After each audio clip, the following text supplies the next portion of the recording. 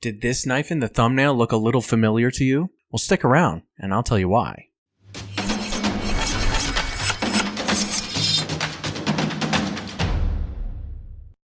And we're back! Okay, welcome back to 5 Minute Knives, the channel that always likes to save a shekel or two. Today, we're going to talk about this Knife that was sent in by a company called RBlack Knives. And this is a company that recently came to my attention, A, from the email they sent, and B, as an offshoot of Dispatch Knives that sent some stuff in to the channel in the past. And they're kind of like an offshoot budget line company. You know, I don't know a ton about them, but here's the box that this comes in. And this knife doesn't seem to have a name. I think it's like RBlack Folding Knife, it says. Folding Tanto. I don't know what I'm going to put in the thumbnail. Probably Folding Tanto.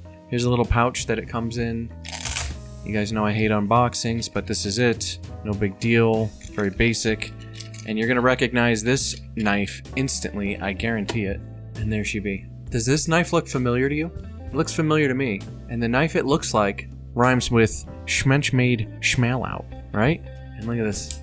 It's like the same in every way, pretty much. But here's the deal. This knife retails on RBlack's site, rblack.net, for $89.95. And so you can already see why this appealed to me, because I was always interested in the Schmensch made schmal out. However, I wasn't going to spend $300 to find out if I connected with a design other than visually, right? So you guys know what I like to do. Oftentimes, if I can find a budget comparable version of a Knife I'm interested in, then I'll go ahead and pick that one up and see how the design connects with me, see what I like and don't like about it. And if I really, really fall in love, I may upgrade for the, more expensive version. So now that I've been carrying this for a couple weeks now, I have some thoughts and it's very interesting. So, like I said, this retails for $89.95, comes with 154 cm steel, which is a 60 to 62 Rockwell.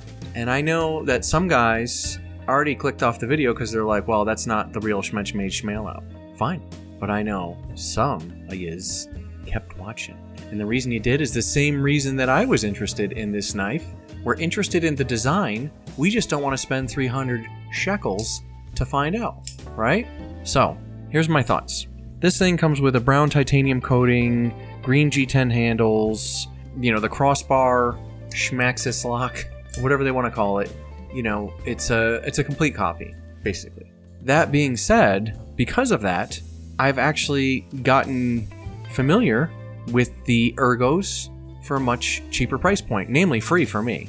But even if I was in your shoes, I would consider the $89.95. The reason being is, this is actually a really cool design. I see why the schmal out is so popular.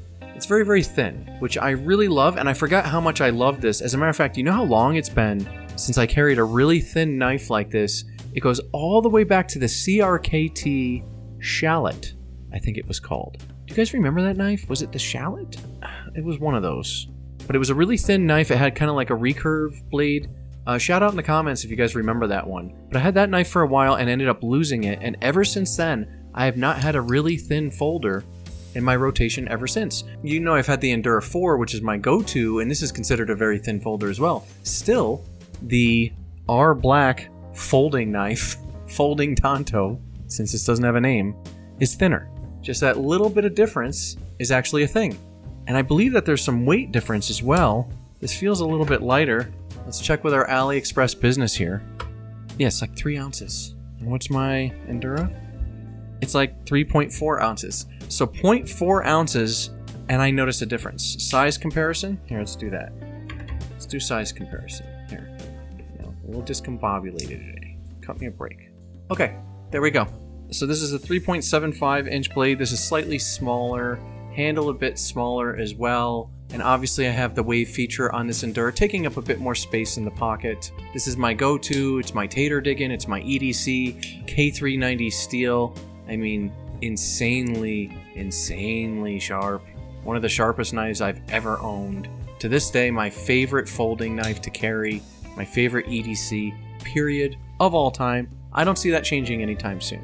However, here's something peculiar. Since I've gotten this bad, Larry Schmappleton, I haven't carried my Endura. I've only been carrying this for 2 weeks, and I actually enjoy it a lot. It's also kind of fun. I don't really like thumb stud deployment that much. Sometimes it's not the most I don't know, tactile. Like I kind of can miss it on occasion if I'm in a hurry, but the action is great on this thing. Drop shutty. There's a detent right there that'll stop it. There's a way around that though. You just give it a little kind of momentum on the way down and you'll go right past it. But if you want, you can actually stop on it too. Isn't that interesting? So this is a weird little knife, but once you get in that thumb stud, she opens really easy. Let's take a walk around the knife. Now, there's really no billboarding other than the RBlack logo here, but other than that, it's identical in every way that I can tell from the Schmenschmade Schmailout.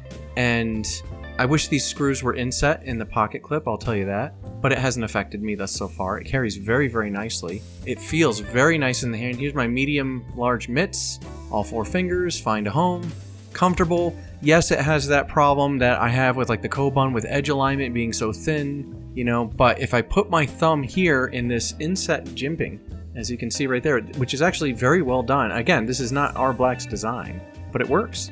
The handle right here kind of flares up a little bit. My thumb gets locked in. This finger is locked in. There's a sharpening choil of sorts.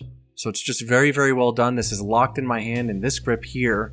That being said, in more of a saber grip, we'd have that same problem I have with the Kobun, where edge alignment would be an issue if I was in a hurry. That being said, I only use this for EDC, obviously. And I've been opening up boxes and cutting all sorts of little things with it, and I actually really enjoy it. I flick it at work when I'm bored behind the desk. You know, it's fun. It's definitely a fun little knife. I just find the ease of carry really, really nice. There's your clip there. So not quite the deepest in the world, but really, really nice. Very generous lanyard hole here. Again, just like the Schmailout, right? But the question is if this is in 154 cm steel, which is a steel we all know, and it's not bad. It sharpened up nicely. It came sharp, but I got it even more so with ceramic rods. If this is really functional, works well, is solid, then why are you going to spend $300 for some super steel and the Schmenschmade logo? Makes no sense to me.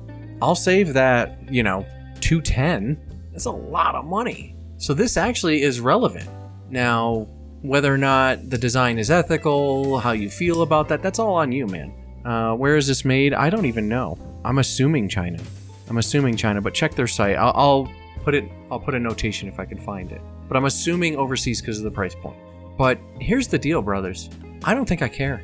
I don't think it bothers me one bit. And a lot of these companies have been getting more and more expensive, you know? And I hear you guys in the comments all the time mentioning price. For that money, heck no. For that money, heck no. Right? Well, there are workarounds, and this is one of them. And this is why I'm making the video. I did agree to it. They're nice people. You know, they were nice to me. Anybody who's nice to me, the answer is most likely yes. I mean, unless it's way off topic, and I don't think you guys are going to connect with it. But I know you'll be interested in just this topic. I'm sure it's going to spark debate. I'm sure a lot of you guys are going to be like, hell no. And some of you guys are going to be like, hey, looks like a good deal. Maybe I'll try it. You can head over to rblack.net. I may have a link below. I'm not sure at that time. But it doesn't really matter. If you guys want to pick it up, go pick it up. But really, it's just to save you money if you're curious about the design and you're on the fence. I don't want to spend $300 on something I'm not sure about. $90? Yeah, if it connects with me. And I'm a sucker for this color combination too. This like Desert Warrior, OD, brown stuff. I love it. I love it. So when they sent this to me, there was like a blue version, and I saw this one, and I said, you know what? If you send me that Desert Warrior combo, you know, of the RBlack folding knife, I'll make a video. Why not? We'll talk about it. I mean, I'm not saying everybody's going to like it. I don't know if anybody's going to connect with, you know, certain things, but it still sparks the discussion. Is it worth getting a cheaper version of something very, very similar made by another company? Or do you want the name brand and you're just willing to spend, you know, the extra money? And that's a question for the ages, because to me, it depends on how strongly I connect with the design. And we've all been in that spot where we loved a certain design, we bought the damn thing, it shows up in the mail, and we don't like it. We liked it in pictures, but we don't like it in hand. And not all of us have access to a knife store in the area that has all this stuff in stock, you know? Schmenschmade very, very prevalent, but that's because there's a big markup. And these retailers can make money off of them because, you know, $300, they might be spending $200. You know, there's a $100 markup right there, if that's the case. So I understand why these people keep this stuff in stock, but it doesn't mean it's the best. It doesn't mean that there's nothing out there that's comparable. It doesn't mean that there's not budget-minded options that would work just as well for what you're using. In my case, boxes. I like the Tanto grind for boxes. The secondary edge right here, that's what I use. And this blade is just so super thin too. I mean, it's been kind of fun. I see why people like the Schmale out. I think I would like it too. I don't know if I like it $300 worth. And now that I have this, unless this broke or something, why now would I spend the $300? I basically have the same thing with a steel that functions pretty damn well for what I'm using. So this is an ethical debate. Do you want to save money for something very similar? Or do you think that, that's taken away from the brands that we've come to know and trust over the years? Is the quality there? I'll let you know over time. I'll do, an update video down the road, but I'm going to keep it because I actually really enjoy this knife. And since I've gotten this, I haven't carried my Endura. Like I told you, I'm behind a desk now, so the need for tater digging is not so great. So this is just fine for what I'm using it for now, and I like it a lot. Let me know your opinions in the comments. This is a discussion video, not so much an info video. I want to know what you think because I'm not really sure totally what I think yet. Kind of need you guys to help me make up my own mind, right? Anyway, I rambled long enough. Let's bring in the subscribed Starians, the heroes of the channel. You guys all get 15% off Sheath orders.